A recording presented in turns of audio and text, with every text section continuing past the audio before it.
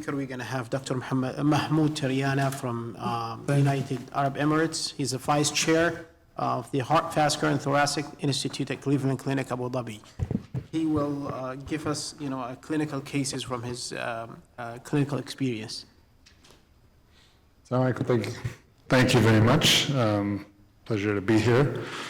So I'm going to hopefully just go through a case that we've done. I think this was our second case, not the one Sundus, I think, proctored us for our third one. So I think it was before that, but I think it kind of walk through some of the hemodynamics and the imaging and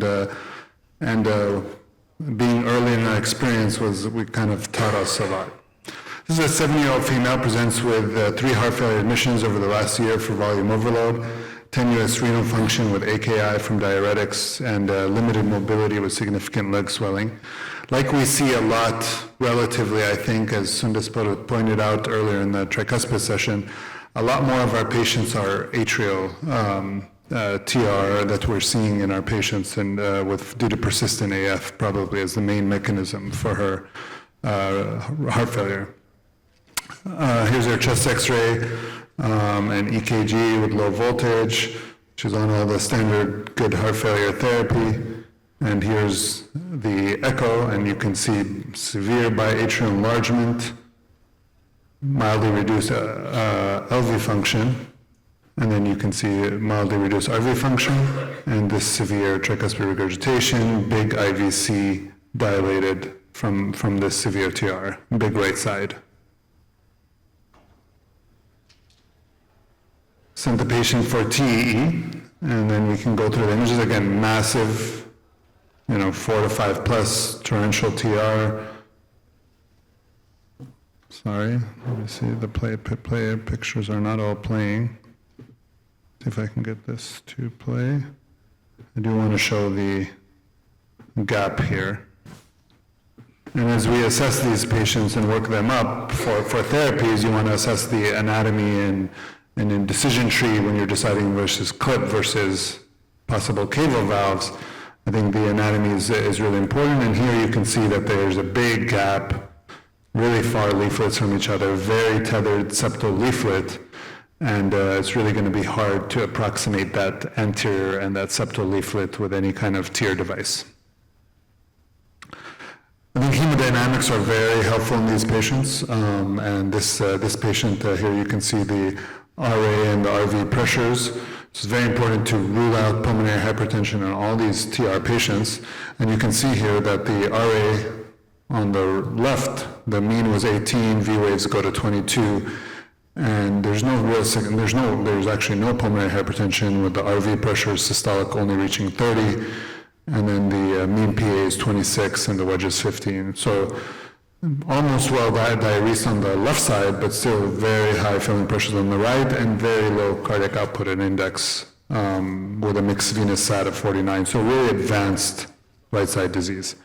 So when we evaluated these in the valve team, she's very limited functional status, poor mobility, requires single valve intervention, and this reduced cardiac output with really no significant pulmonary hypertension, mild RD dysfunction is kind of the decision tree. So she actually was offered surgical valve replacement, but her Euro score was a mortality of 8%, and after discussion of options, patient wanted to go with the less invasive. So as Sundus showed the protocol or the algorithm for these patients, when you look at these, almost all these cases are secondary that you're going to see in the TR. And if their anatomy has small gap and there's a lot of tethering and you can get TEER, it's a good option. But a lot of these patients have too big of a gap and not an option, and this is where you consider the caval valve. But we've already seen this. These are the SVC and IVC valves. And then so we decided to proceed with that.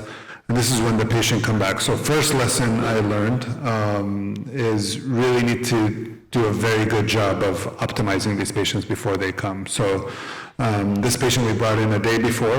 It was not far from the right heart cath to the procedure, but by that time the RA pressure had gotten even worse. The V waves were at 36 and the mean was 26. and the IVC pressure is the same. So patient became much more volume overloaded, and this was only 1 day of diuresis beforehand. I won't play too much about the pictures, but this was, again, done under general anesthesia, TE guided. This is delivery of the SVC valve. And kind of confirming no leak on TE, good result, good location, not much extrusion into the RA. And then we have the IVC valve. Again, we have a much bigger window to deliver between the hepatic vein and the RA. And we're able to get good positioning, and then you can see again good function, no leak on the IVC side. And I think the hemodynamics are interesting, so I just kind of wanted to show this because it's a dramatic and instantaneous. So you can see on the IVC patient, the V waves immediately go away. The pressure doesn't go down, so the mean before was 27, still 27, but there's no V waves. And then the RA becomes completely ventricularized, so huge V waves in the RA pressures. So in terms of this patient, got a little bit hypotensive initially. That resolved, was able to be extubated on day 1, but did require some post-procedural mirroring for RV support, needed 10 days, mostly post, so I think we only kept her 1 day post for optimization. And then we started oral anticoagulation, which is a debatable topic. Maybe we can ask the panel on what to do, but we did apixaban, not warfarin, on this patient. And she actually follows with heart failure clinic, and actually now it's closer to 24 months with no further admissions for heart failure and no further paracentesis. So in terms of things that I learned on this case specifically, even more so than TIA therapies, is with these patients, you really want to optimize them before. And if they're kind of on the more advanced side, actually bring them in and put in a SWAN-based optimization to get their RA pressure closer to 15 to 20 rather than the 25, 30 range. You're not going to drive them out completely, but get them to a more tolerable. And kind of most of them have done better in the post-op sense and not as long of a length of stay. And the patients actually clinically dramatically improve in these patients that are truly miserable with this therapy. So thank you. Thank you, Dr. Mahmoud. Then we'll move for a discussion or any question. The valve, by the way, implantation doesn't need much of a learning curve. It's easy to implant. The only thing, as you said, better to have a patient under GA because you monitor it with the TE, good quality of life, impressive hemodynamics on the table. The moment you implant the valve, you see the hemodynamics and the RA dramatically improve. The quality of life of patients improves, as I said, but so far there is no mortality benefit in all the techniques for the tricuspid valve, not only for the tric valve, for all others actually, but quality of life is there. Yes, Qasim? Cardiac surgeon in the scene now. Great cases, Sundus and Mahmoud, and I think this technology will provide a solution for people that we struggled with in the surgical literature, in the surgical treatment. The mortality in these patients is really high.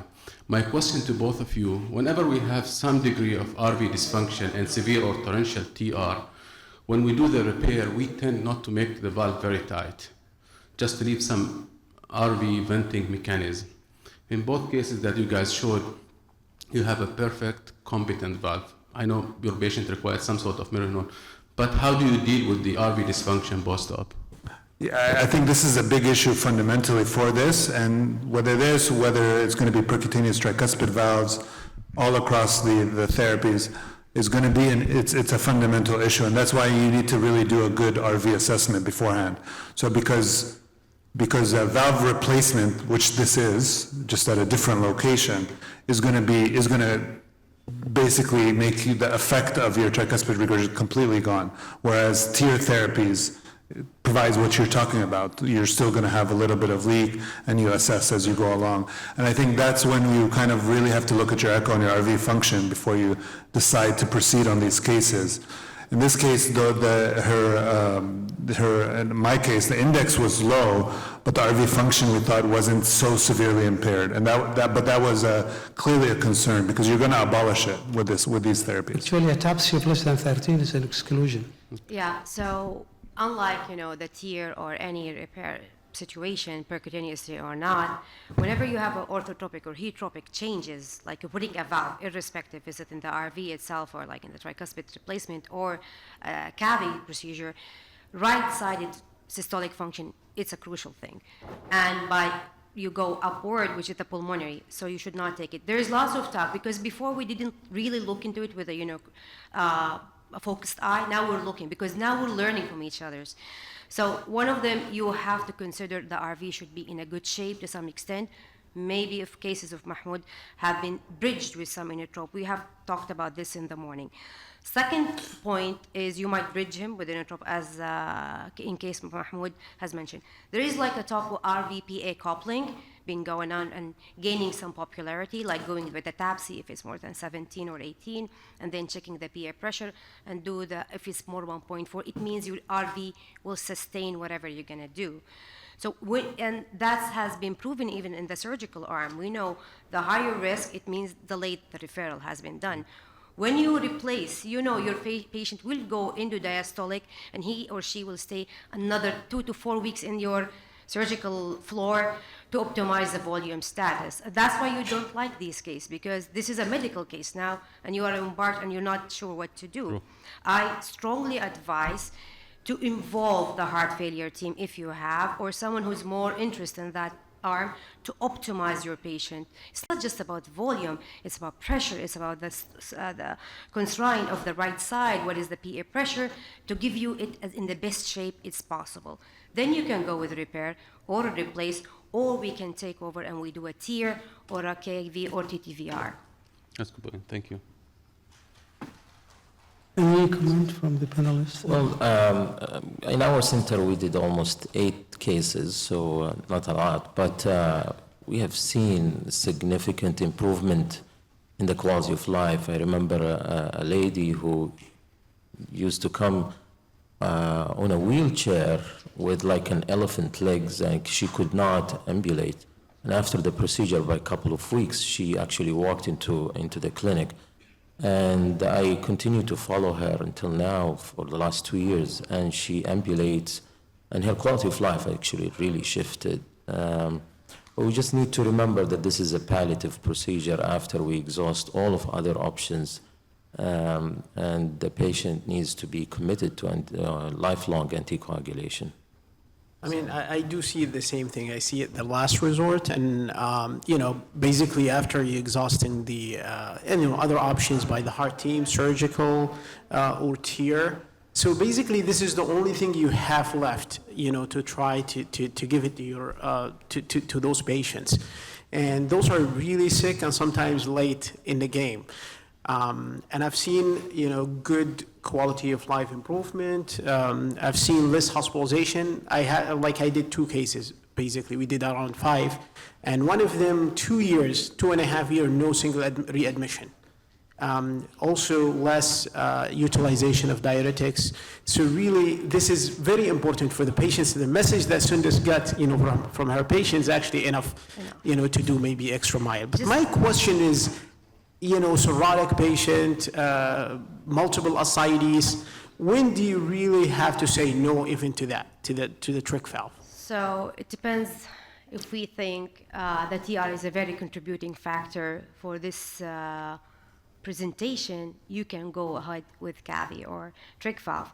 But if you think that the patient is far gone, technically you can do it, but at the end of the day, the platelets is like 100, and the bilirubin is 50 or 70 or 100, and he is having hepatic encephalopathy, though there are a few cases that they showed that the decrease in the ammonia level and some improvement to the mental status. I think we should know when to say no, because technically we'll be successful, but the patient will not be successful. And just added to that, before everyone will be excited to put it in someone who's in his 60s or 40s, you have to take care of that point, because the surgeon, I had a meeting with Dr. Hani Najm, and he said, don't be very excited, because if the surgeon has to go there in the future, it's gonna be very, very challenging surgery, because you're talking about he has to open the diaphragm and he has to go up and down. So you have to be very careful about your patient selection. I advise go with the ideal patient for selection.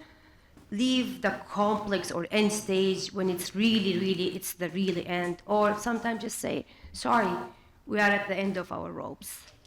Also, if you decide patient for a trach valve, don't wait too long, because without the severe torrential TR, the IVC keeps dilating.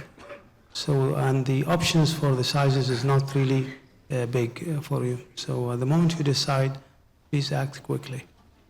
We were putting hope on the Evoque, but unfortunately, drop-off is so much, plus the complication rate was very high, pacemaker rate very high, more than 15% with the Evoque. So still we are struggling, the community is struggling with the medical community with dealing with isolated severe TR, especially when you have RV dysfunction.